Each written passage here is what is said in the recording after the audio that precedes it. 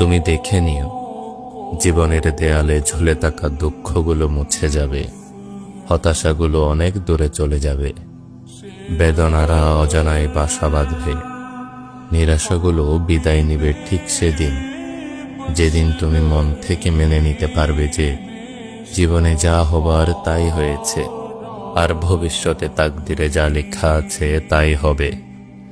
দুঃখ আর আফসোস করে লাভ নেই, পেরেশানি আর দুঃখ করে কখনো তাকদিরের লিখিত জিনিস কখনো পাল্টানো যায় না।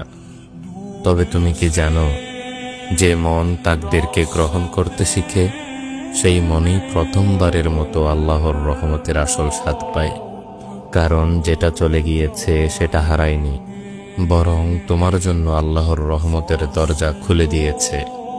আর যেটা এখনো আসেনি সেটার জন্য আফসোস নয়, বরং আল্লাহর উপর অন্ধ ভরসা রেখেই অপেক্ষা করতে হয়। তুমি দেখে নিও, যে চোখ কেঁদেছে হারানোর জন্য, একদিন সেই চোখই হাসবে আল্লাহর দেওয়া নতুন কোনো নিয়ামতে। শুধু এখন এই সময়টাই ধৈর্য হারিও না, কারণ তোমার দুঃখের মধ্যেই লুকিয়ে আছে তোমার রবের পরিকল্পনা। এবং রব কখনো বান্দার কান্নাকে অপচয় করেন না, তাই কখনো হতাশ হয়ে যেও না।